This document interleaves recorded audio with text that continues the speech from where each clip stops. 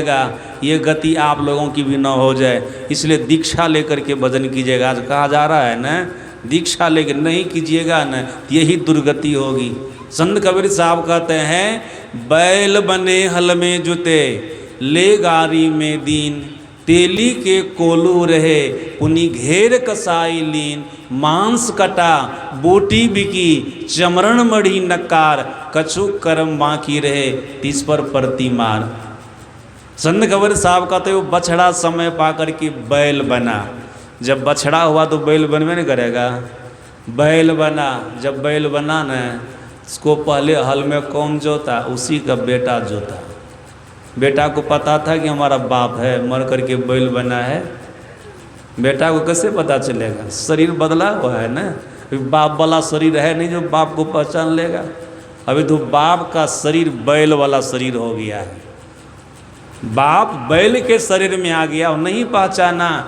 जब बछड़ा बड़ा हुआ, बैल बना, उसी का बेटा हल में खूब बाप को जोता, खूब जोता।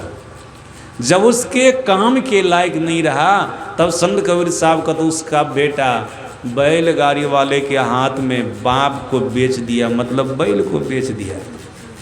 जब उसके काम के लायक नहीं रहा, तो बैलगाड़ी वाला क्या किया, बैलगाड़ी में जोर करके उस बैल को खूब बोझा ढोया, खूब बोझा ढोया।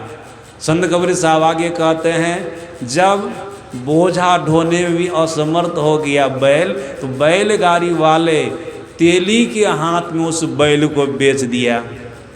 यही दुर्गति होगी जब संत महापुरुषों की बात को नहीं मानेंगे, यही दुर्गति होगी। ख्याल रखिएगा बात को, केवल कथा सुन नहीं लीजिएगा, कहानी सुन नहीं लीजिएगा, एक कान से सुन करके दूसरे कान से निकाल नहीं दीजिएगा, उनको हृदय में रखिएगा। थोड़ा विवेक को जागृत कीजिएगा, थोड़ा विवेक को जागृत कीजिएगा। सज्जनों देखिए क्या होता है, संत कबीर साहब कहते हैं, वो बैलगाड़ी वाले उस बैल को तेली के हाथ में बेच दिया। तेली क्या किया, कोल्हू में जोड़ा, खूब तेल पेड़ा, खूब तेल पेड़ा। सज्जना, जब तेली के लायक भी बैल नहीं रहा न, कोलों में बढ़िया से नहीं चलने लगा, तब वो तेली क्या किया, संत कबीर साहब का तो तेली कसाई के हाथ में बैल को बेच दिया। यही न होता है, अभी समाज में भी देखते हैं न, गाय है, भैंस है, बैल है, ये सब पूरा किसान काम ले लेते, जब बूढ़े हो जाते तब क्या करते हैं, कसाई के हाथ में बेच देते हैं। लेकिन ऐसा नहीं करना चाहिए।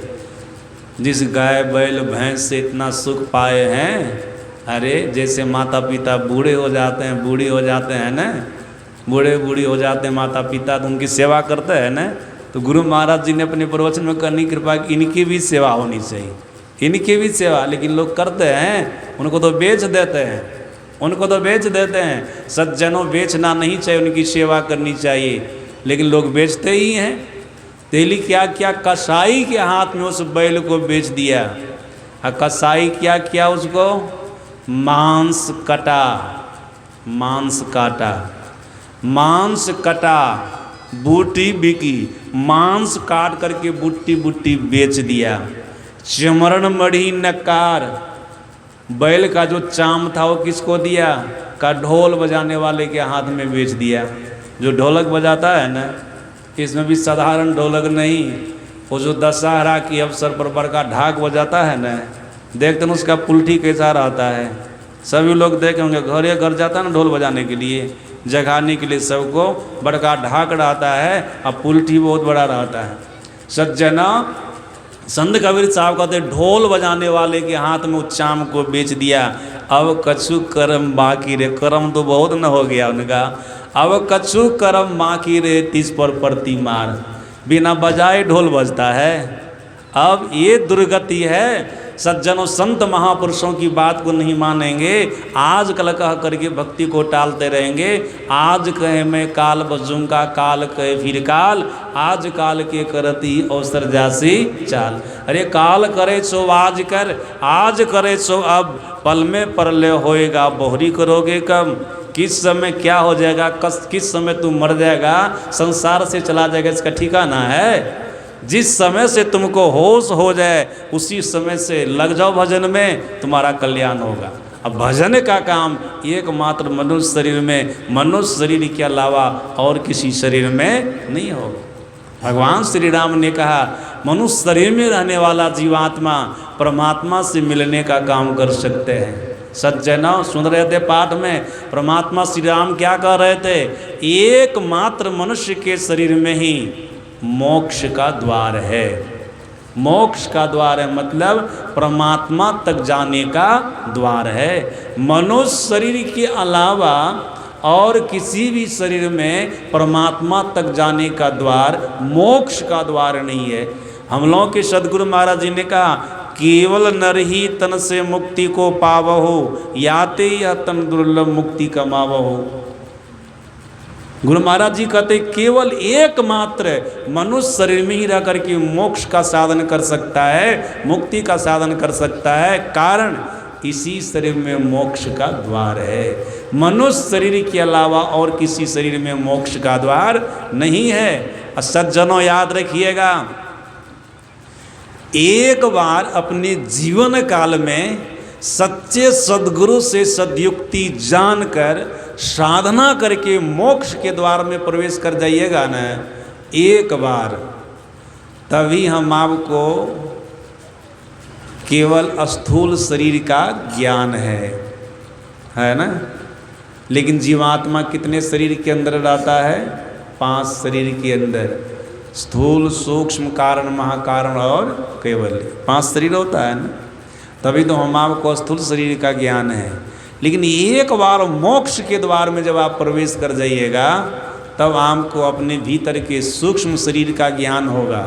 कारण शरीर महाकारण शरीर कैवल्य शरीर का ज्ञान हो जाएगा, उनको भी आप देखने लग जाइएगा। और सज्जनों सुनिए, सूक्ष्म शरीर में प्रवेश करते ही आपको अपने शरीर के भीतर बहुत कुछ देखने को मिलेगा, बहुत कुछ देखने को मिलेगा। मैं प्रातः काल के सत्संग में सुनाया था, सदगुरु महाराज जी का वचन है, याद रखिएगा। इस शरीर की विशेषता क्या है? इस स्थूल शरीर के अंदर में सूक्ष्म शरीर है। सज्जना उस शरीर में जब आप प्रवेश कर जाएंगे ना, मोक्ष के द्वार हो करके गुरु से जुक्ति जान करके उस शरीर में जब आप प्रवेश कर जाएंगे तो शुरू में ही, आरंभ में ही सहज दल कमल में आपको देवताओं का दर्शन होगा। देख लीजिए, देवताओं का दर्शन होगा। भगवान शंकर ने कहा है न, ज्ञान संकलनी तंत्र शास्त्र में, देहस्था सर्व विद्याश्च देहस्था सर्व देवता देहस्था सर्व तीर्थानि गुरुवाक्य न लभ्यते। ये भगवान शंकर का वचन है। भगवान शंकर कहते हैं शरीर के अंदर में 3300 करोड़ देवी देवता हैं, सारी विद्याएं हैं, दुनिया के सारे तीर्थ हैं। भगवान शंकर ने ऐसा कहा। और सद्गुरु महाराज जी कहते हैं जैसे साधक मोक्ष के द्वार में प्रवेश करके अपने आप को पिंड से निकाल करके ब्रह्मांड में ले जाता है, और सहज दल कमल में जहाँ पर साधक चंद्रमा और तारा का दर्शन करता है, वहीं पर साधक 33 करोड़ देवी देवता का भी दर्शन करता है। जैसे आप वहाँ गए, सज्जनों देवताओं का दर्शन हो जाएगा। दर्शन होने का कारण है का अभी हम आप आंख बंद करते हैं तो अंधकार न मालूम पड़ता है, भीतर में अंधकार देखते हैं ना। सज्जनों जैसे मोक्ष के द्वार में प्रवेश करेंगे, पिंड से निकल करके ब्रह्मांड में चले जाएंगे तो आप अपने भीतर में प्रकाश देखेंगे, भीतर में प्रकाश देखेंगे। अंधेरी कोठरी में सामान होता है तो दिखता नहीं है, जब उसी कोठरी में प्रकाश हो जाता है तब सामान दिखने लग जाता है। अभी हम आपके भीतर में अंधकार है, इसलिए इसमें 3300 करोड़ देवी देवता हैं, दुनिया के सारे तीर्थ हैं, सारी विद्या हैं, लेकिन दिखती नहीं है, कुछ भी देखने को नहीं मिल रहा है। सज्जनों जैसे प्रकाश में जाएंगे ना तो सबसे पहले आपको देवताओं का दर्शन होगा, तारा का दर्शन, चंद्रमा का दर्शन होगा। 3300 करोड़ देवी देवता को आप देखेंगे जैसे मोक्ष के द्वार में प्रवेश करेंगे। सज्जनों देखिए और क्या होता है, जब आगे बढ़ेंगे ना त्रिकुटी महल में प्रवेश करेंगे तब क्या होगा, त्रिकुटी महल में विद्या सारा, दुनिया की सारी विद्या की उपलब्धि हो जाएगी। आप जिस भाषा में बोलना चाहेंगे उस भाषा में बोल लीजिएगा। अनपढ़ हो करके भी जिस भाषा में आप बोलना चाहेंगे उस भाषा में आप बोल लीजिएगा। 14 प्रकार की विद्याएं होती हैं, सभी विद्याओं की उपलब्धि हो जाएगी, मतलब सारा ज्ञान आपको हो जाएगा, आप सर्वज्ञ हो जाइएगा जब आप त्रिकुटी महल में प्रवेश कर जाइएगा। सुने हैं ना आप लोग गुरु महाराज जी के लिए, गुरु महाराज जी आसाम गए थे, वहाँ के लोग गुरु महाराज जी को ले गए थे, तो वहाँ के सत्संगियों ने गुरु महाराज जी से कहा, हुजूर यहाँ के लोग बंगाली भाषा बढ़िया से समझ लेते हैं, हिंदी बढ़िया से नहीं समझते हैं। अगर यहाँ पर बंगाली भाषा में प्रवचन होता तो बड़ा बढ़िया होता, सब लोग समझ जाते। महर्षि हरिनंदन परमहंस जी महाराज हम लोगों को सुनाए कि हमारे मन में हुआ था खास करके, महर्षि हरिनंदन परमहंस जी महाराज बोले कि हमारे मन में हुआ खास करके अब क्या होगा यहाँ पर।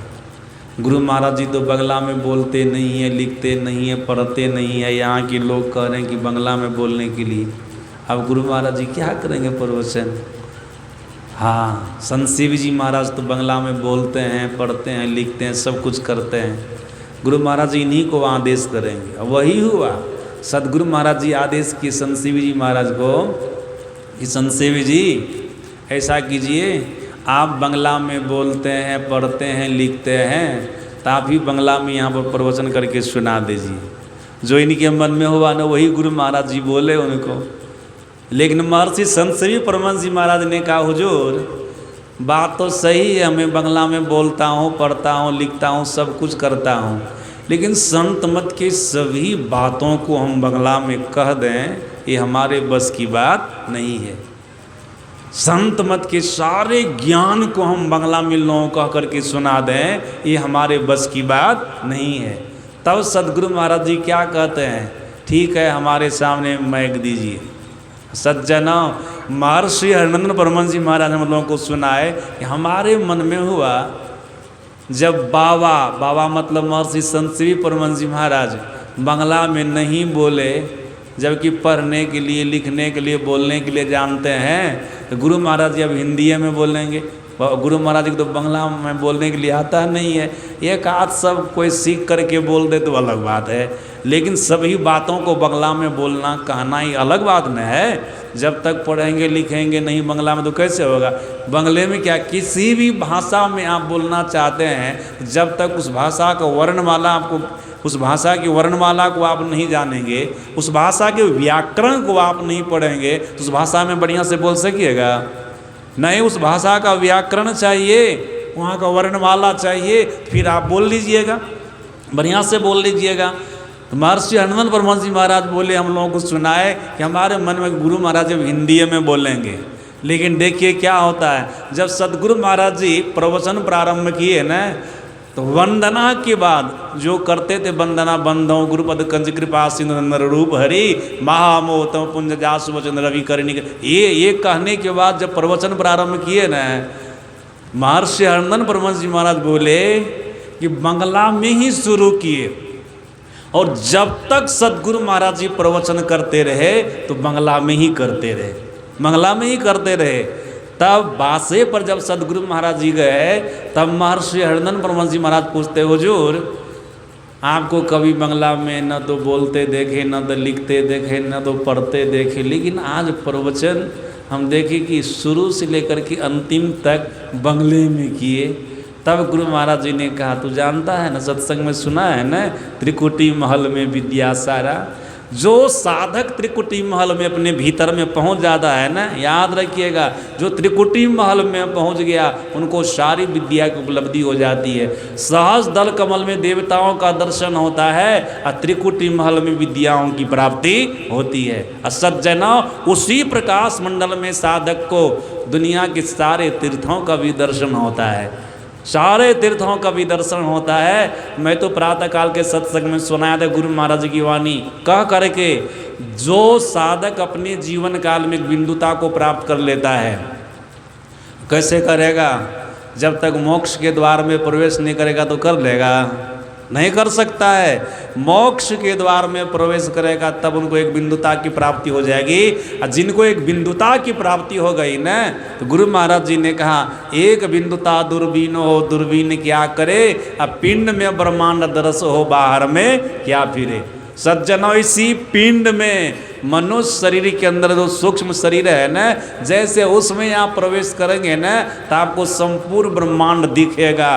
कारण भगवान शंकर ने माता पार्वती को कहने की कृपा की है, मनुष्य शरीर के अंदर में संपूर्ण ब्रह्मांड है। ब्रह्मांड लक्षणम सर्व अदेह मध्य व्यवस्थितम। मनुष्य शरीर के अंदर में संपूर्ण ब्रह्मांड है। सज्जनों, गुरु महाराज जी कहते हैं संपूर्ण ब्रह्मांड को देखने के लिए एक बिंदुता चाहिए। एक बिंदुता चाहिए मतलब भीतर में प्रकाश चाहिए। सज्जनों, आप कहेंगे भीतर में प्रकाश होता है। हम लोग के सदगुरु महाराज जी ने कहा, मैंने अपने जीवन काल में सच्चे सदगुरु को अपनाया और साधना किया ना, संत मत की तीसरी साधना मानस जप, मानस ध्यान के बाद दृष्टियोग का साधन किया। इसमें सफल हो जाने पर मैं अपने भीतर में प्रकाश देखा। गुरु महाराज जी की वाणी को पढ़िएगा, पता चलेगा। गुरु महाराज जी स्वयं से बोल रहे हैं अपने लिए। सुखमनिया में मोरी नज़र लागी।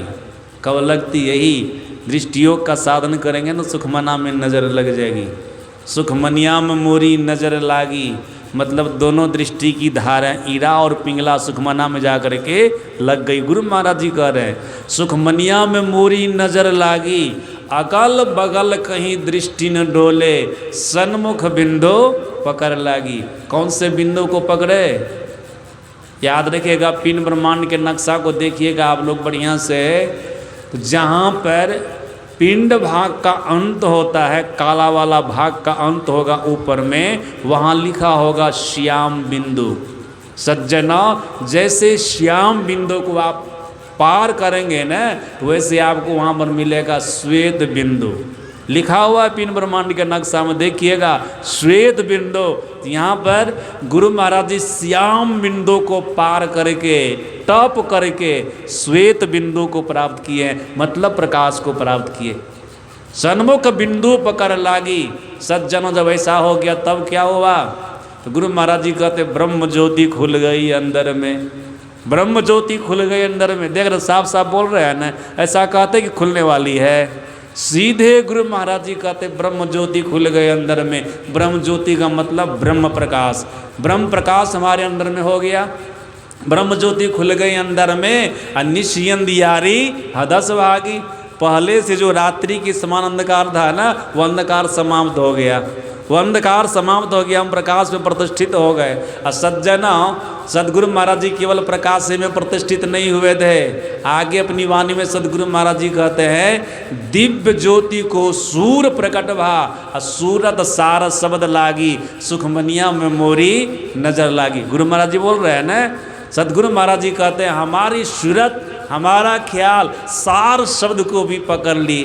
और अपनी ही वाणी में सदगुरु महाराज जी ने कहने की कृपा की है, जो साधक अपने भीतर में सार शब्द को पकड़ता है वो सीधे परमात्मा तक की यात्रा करता है। सदगुरु महाराज जी ने कहा सार शब्द ही नाह मिलावे और नहीं कोई। सार शब्द ही जीवात्मा को परमात्मा से मिला देता है, परमात्मा से मिलाने वाला और कोई साधन नहीं है। तो सदगुरु महाराज जी अपने भीतर में सार शब्द को भी पकड़े, सार शब्द को भी पकड़े। जिस शब्द को पकड़ने के बाद जीवात्मा परमात्मा को प्राप्त कर लेता है, उस शब्द को भी पकड़े। इसलिए हम लोग के सदगुरु महाराज जी पूर्ण ब्रह्म हैं। मनुष्य के शरीर में रह करके आज भगवान बन करके बैठे हैं, ईश्वर बन करके बैठे हैं, परमात्मा बन करके बैठे हैं। जैसे ईश्वर परमात्मा भगवान की पूजा होती है, वैसे हम लोग की सदगुरु महाराज की भी पूजा हो रही है। सब मनुष्य की पूजा हो जाएगी, सबकी पूजा नहीं होती है। जो ईश्वर परमात्मा तक की यात्रा करते हैं, ऐसे ही महापुरुष की पूजा होती है। देख लीजिए, गुरु महाराज जी कहते हैं भीतर में प्रकाश होता है, सज्जनों उस प्रकाश में शब्द भी होता है। गुरु महाराज जी ऐसा बोल रहे हैं। हम लोग अंदेशा में नहीं रहे कि भीतर में प्रकाश होता है कि नहीं। सज्जनों, जैसे मोक्ष के द्वार में आप प्रवेश करेंगे ना, तो आपको भीतर में प्रकाश दिखेगा। पर शब्द सुनने को मिलेगा। ये तो मनुष्य शरीर की खासियत है, इसकी विशेषता है। सज्जनों, गुरु से जुक्ति जानिए और देखिए आपको ये सब प्राप्त होता है कि नहीं। अभ्यास कीजिए। इसलिए परमात्मा श्री राम इस मनुष्य शरीर की उपादेयता के बारे में बोल रहे हैं, इसकी सार्थकता के बारे में बोल रहे हैं, इसकी महिमा बता रहे हैं कि 84 लाख प्रकार की योनियों में सबसे उत्तम है, सबसे बढ़िया है। यहाँ तक कि देवता लोग भी शरीर की कामना करते हैं। सज्जनों, आगे चल करके भगवान श्री राम क्या कहते हैं, सुनिएगा बढ़िया से। भगवान श्री राम ने कहा अपनी प्रजा को, नरतन भव बारिधि कहाँ बेरो, सन्मुख मरुत अनुग्रह मेरो, कर्णधार सदगुरु दृढ़नावा, दुर्लभ साध सुलभ करी पावा। फिर आगे क्या कहते हैं, जो न तरई भव सागर, नर समाज सपाय, सो कृत निंदक मंदमती, आत्महन गति जाय। भगवान श्री राम कहते हैं संसार एक समुद्र है, संसार रूपी समुद्र को पार करने के लिए जीवात्मा को मनुष्य शरीर रूप नौका मिला है। ये नौका के समान है। मनुष्य का शरीर जीवात्मा के लिए नौका के समान है। संसार एक समुद्र है, एक भवसागर है। सज्जनों, इससे निकलना है। कल मैं अपराह्न काल के सत्संग में सुनाया था इस भवसागर में कितना दुख होता है। यहाँ पर जो आता है सबको दुख होता है। अवतारी पुरुष भगवान से लेकर के संत तक की बात मैंने सुनाया था कि सभी को इस संसार में कष्ट होता है। इसलिए इससे पार होना है तो पार होने के लिए नौका चाहिए ना। जब ये समुद्र है तो पार होने के लिए नौका चाहिए। तो जीवात्मा के लिए मनुष्य का शरीर नौका के समान है। नाव मिल गई जीवात्मा को। सज्जनों, केवल नौवे से काम नहीं चलने वाला है। नाव से ही केवल चार काम नहीं चलेगा, नाव को खेने वाला भी होना चाहिए ना। तो नाव को खेने वाले कर्णधार सदगुरु दृढ़नावा। सज्जनों, संसार में सच्चे सदगुरु को खोजेंगे तो मिल जाएंगे। ये हो जाएगा नौका चलाने वाले, नौका को पार लगाने वाले। सज्जनों, समुद्र में, नदी में बढ़िया से नाव को चलने के लिए अनुकूल हवा होनी चाहिए। अगर प्रतिकूल हवा चले तो नाव बढ़िया से समुद्र में या नदी में नहीं चलेगी, नहीं चलेगी। अनुकूल वायु चाहिए। सज्जनों, यहाँ पर जीव के लिए अनुकूल वायु क्या है? सज्जनों, परमात्मा की कृपा, ईश्वर की कृपा ही जीव के लिए अनुकूल वायु है। आप कहेंगे कैसे जीव के लिए अनुकूल वायु है? तो सज्जनों, आपको जो ईश्वर परमात्मा 84 लाख प्रकार की योनियों में भ्रमण कर रहे थे, मनुष्य का शरीर दिया है तो कृपा की है ना। कृपा करके ना मनुष्य का शरीर दिए, वहीं से कृपा शुरू हो गई है। 84 लाख प्रकार की योनियों से छुड़ा करके मनुष्य के शरीर में लाए, वहाँ से कृपा प्रारंभ है। और सज्जनों, माता के पेट में हम आप थे, 9-10 महीने तक रहे, वहाँ पर रक्षा किसने की है? परमात्मा ने। माँ के पेट में हम आपको किसने बनाया? परमात्मा ने। वहाँ पर आहार कौन पहुँचाया? परमात्मा ने। ये सब कृपा तो परमात्मा की है ना। उनकी अनुकूल वायु भी चल रही है, इसमें भी कमी नहीं है, इसमें भी कमी नहीं है। सज्जन, अनुकूल वायु भी है। इतनी सारी व्यवस्थाओं को पा करके, सारी सुविधाओं को पा करके अगर कोई संसार भी समुद्र को पार नहीं करता है, तब भगवान श्री राम कहते हैं उनको आत्महिंसा का पाप लगता है। आत्महिंसक की गति में वो चला जाता है। सज्जनों, आत्महिंसक की क्या गति होती है? ध्यान से सुनिएगा आप लोग। आत्महिंसक की क्या गति होती है? मैंने पुराण में पढ़ा, आत्महिंसक उसको कहते हैं जो अपने से विष खा करके मर जाता है, या पानी में डूब करके मर जाता है, ट्रेन में कट के मर जाता है, आग लगा करके मर जाता है, फांसी लगा करके मर जाता है। ऐसे आदमी को आत्महिंसक कहते हैं। जब इनका शरीर छूटता है तो कहाँ जाते हैं? मैंने पुराण में पढ़ा, वो प्रेत के शरीर में जाते हैं या विष्ठा का कीड़ा बनते हैं। दोनों में से पहले ये या प्रेत के शरीर में जाते हैं या विष्ठा का कीड़ा बनते हैं, जो अपने से मरते हैं। इसलिए आप लोग याद रखिए, घर परिवार में झगड़ा हो जाएगा न, कितनों गुस्सा गुस्सी हो जाएगा, क्रोध हो जाएगा, तो अपना से मरने का प्रयास नहीं कीजिएगा। अगर अपने से मर जाइएगा ना, क्रोध में आकर के, गुस्सा में आकर के किसी भी तरह से मर जाइएगा, तो आपको प्रेत की जोनी में जाना पड़ेगा। आप प्रेत की जोनी में चले जाइएगा या विष्ठा का कीड़ा बनिएगा। अब मैंने यह पढ़ा पुराण में, अगर कोई प्रेत के शरीर में चला गया ना, तो 70,000 वर्षों तक कम से कम उनको प्रेत की जोनी में रहना पड़ेगा। कितने हजार वर्षों तक? 70,000 वर्षों तक उनको प्रेत के शरीर में रहना होगा, जो अपने से मरता है किसी भी तरह से। सज्जनों, यह भी मैंने पढ़ा, भूत प्रेत का भोजन क्या होता है? विष्ठा होता है, लाश होती है, खखार होता है, ये निकृष्ट सब चीज़ें, कोयला होता है, ये सब चीज़ों खाता है। और सज्जनों, पीने के लिए क्या बढ़िया होता है? मूत्र होता है, मूत्र। सज्जना, या शौच करने के लिए जाते हैं, वहाँ जो मल धोते हैं जिस जल से, वो जल पीता है, ये भूत प्रेत का जल है पीने के लिए। सज्जनों, या स्नान करके कपड़ा लार देते हैं खींच करके, वहाँ जो पानी गिरता है ना, उसको वो पीता है। बढ़िया चीज़ है। भूत प्रेत के शरीर में चले जाइएगा न, विष्ठा खाना होगा, लाश खाना होगा, खखार खाना होगा, कोयला खाना होगा, यही सब भूत प्रेत का भोजन है। और 70,000 वर्षों तक वहीं पर रहना होगा। अगर अपने से आप मर गए तो भूते प्रेत के शरीर में रहना होगा, इसलिए अपने से मरने का प्रयास नहीं कीजिएगा। और यह भी लिखा, अगर अपने से कोई मर जाता है तो विष्ठा का कीड़ा बनता है।